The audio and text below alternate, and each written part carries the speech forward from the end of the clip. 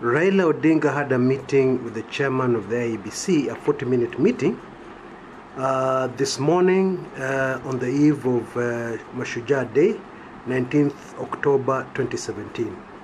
For reasons best known to themselves, the mainstream media were very slow in breaking this very big story. Yeah, the other headlines of less significance on their websites and so on and so forth. Yeah, while this very, very big story, yeah, remained in the background, yeah, or was not there at all. I mean, Raila meeting Chebukati at this hour, at this juncture in our politics, that's big news, wouldn't you agree? Yeah? What did they discuss? What was the meeting about? Because I can tell you it was not the planned meeting which Chebukati called yesterday between himself, Uhuru and Raila. No. That meeting, in fact, was scheduled for 2 o'clock, but has since been cancelled by Chebukati. Yeah, no, this was a different meeting. So what did they discuss? What was the meeting all about? I'll answer all those questions when we are back from a short commercial break.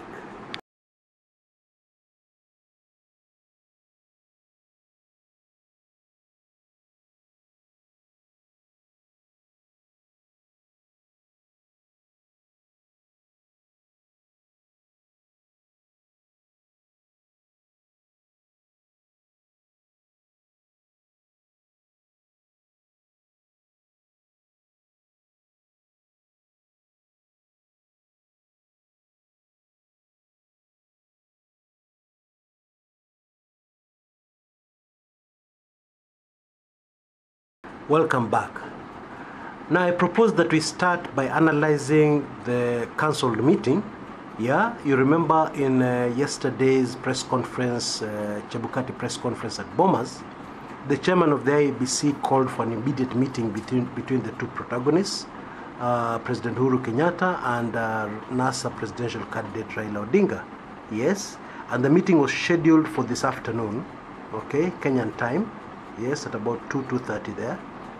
Yeah, but this morning, Bwana Chebukati cancelled the meeting and he did not give any reasons. Okay, now I want us to analyze that very quickly.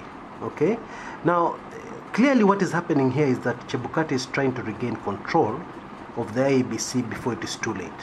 Okay, now what Akombe told us yesterday from New York, where she resigned from the IEBC, and what Chebukati said in his press conference, you know, in the letter read to the press, should be very clear. Yeah, they tell us that Chebukati is not in control. Yeah, we're told that it's being overruled by other commissioners, commissioners who are set on one side of the political divide. You know, they're set for Jubilee and to achieve Jubilee objectives. Now, most Kenyans are already aware of this. Yeah. The only thing was Kenyans were not sure whether Chebukati is a willing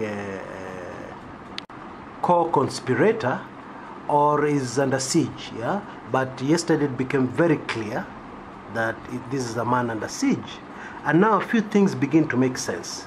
You remember the case which was filed with the Supreme Court, asking the Supreme Court for clarification to explain how the chairman of the IEBC should verify results before announcing them. Now it was very clear from the onset that this request to the Supreme Court was a cheeky Jubilee sounding, yeah, question. Okay, you know, amazingly, the Jubilee Party has broken records in terms of twisting and skewing the law to the limits to support their position. Okay, I know everybody does that, but Jubilee is excessive. Okay, and this is one example. Okay, I mean, in the petition to the Supreme Court, Chebukati even asked, or allegedly Chebukati even asked for permission to adjust and alter the results. Can you believe that? Now the Supreme Court was very firm. Okay, now, you know, it's just common sense. Of course, this whole issue came out of the fact that Jubilee are very mad, yeah, at many factors in the constitution. Yeah, Jubilee are very, very annoyed, very opposed to a lot of things in our constitution. Okay, for instance, in the Maina Kiai case, all this civil rights, famous civil rights lawyer did was to seek the appeals court clarification on what is written in black and white in the Constitution, and that is that the election ends at the polling station. Okay, so really what that does is that it reduces the IEBC chairman to, you know, somebody who is just a person who just does additions. Yeah, in short, that's what it does. Yes. Now, you know, this makes a lot of sense. The reason why that particular clause is there is because we have had a nightmare in this country. In fact, 2007-2008 clashes were all about the tallying. Yeah, in that the results come out of a polling station, the voting goes on fine in the polling station, the voting goes on fine in the constituency, but when it reaches the tallying stage at the National Tallying Center, oh, all hell breaks loose. Yeah, and we get very different results from what is on the ground. Yeah, so this law was passed to be able to counter that. Okay, and the only person who would not be able to understand that is somebody who's still hell-bent on rigging and fiddling with elections. Otherwise, somebody who wants a free and fair election understands where that law is coming from very quickly and does not need any clarification from the Supreme Court, surely. Okay? But now we know that Chebukati is a lawyer. He has been able to interpret the law correctly a lot of times. But there are other people pushing him from the background, giving him instructions. Go to the Supreme Court, file this case. Go to the Supreme Court, ask for clarification. Yeah, that's really what has been going on. So anyway, the press conference yesterday at Bomas was an attempt for Chebukati to stamp his authority, yeah, and try to gain some semblance of control within the IEBC. Now, the reaction of Jubilee was very predictable, okay, because if Uhuru Kenyatta came to the meeting, he would be acknowledging that Jubilee are ceding power back to where it belongs, and that is to the chairman Chebukati. Yeah, the fact that the president snapped the meeting, in fact, within not less than an hour after Chebukati had made that statement, Uhuru was already saying that he is not going to attend such a meeting. His deputy was saying they have no time to discuss anything with Chebukati. Yeah, that theirs is to discuss with the electorate, the voters. Yeah, that they have no business discussing anything with the IEBC. Yeah, so already Chebukati has lost that one. Okay, and we can say Chebukati has lost round one, assuming that he has a stomach for a fight. Yeah, if he does not have a stomach for a fight, we can just say Chebukati has lost, and that's it. Yeah, the IEBC remains the JEBC, Jubilee Electoral and Boundaries Commission. Now that we've gotten that out of the way, let's go to the Raila Chebukati meeting. Now, Raila was not at liberty to reveal what they discussed at the 40-minute meeting, okay? But he said that they put their position forward to the IEBC chair, and the IEBC chair also said a few things, yeah? But what was very telling was that Raila said it was a productive meeting. In other words, NASA were happy with this meeting with Chebukati. What? Do you realize the significance of that? Yeah, definitely it's not going to be good news for Jubilee, I can assure you that. Of course, high on the agenda of NASA concerns, and Raila mentioned this when he talked to the press after emerging from the meeting, is the fact that Raila's name is going to be included in the ballot. Yeah, while he has withdrawn, very clearly has withdrawn from the race, and he withdrew from the race long before the current ongoing printing of the ballot papers in Dubai commenced. Yeah, and Raila told the press he's just shocked that some people are saying whether he likes it or not, he will be in the ballot. Yeah, what kind of arrogance is that, surely? Yeah, anyway, he complained about that. Yes, so we can assume this is one of the issues that NASA must have brought up at the meeting. We also know from the meeting that Chebukati said he will respond to NASA after meeting with Jubilee on Monday. Okay, I'm assuming that is after the prayers. Now, if you'll allow me to divert a bit from our subject here, these prayers are very interesting. Yeah, because you come on national television and you tell Kenyans that you're calling for a few days of prayer to culminate on Sunday prayers. And then a few hours after you've done that, you've also met religious leaders. A few hours after you've done that, you say categorically you're not ready to meet the IEBC. Does that make sense? Because if you're seeking help from God, it means you're humbling yourself from God. It means that you are also prepared to humble yourself so that you sort out the crisis which is within the country. Yes, you're asking God for help, but then you're also willing to humble yourself to sort out the crisis, the clear crisis within the country. But then, what happens? We get an announcement of prayer, and then we get a very strong statement, bordering on abusive, saying categorically that there's no way, I have no time to meet IEBC, yeah?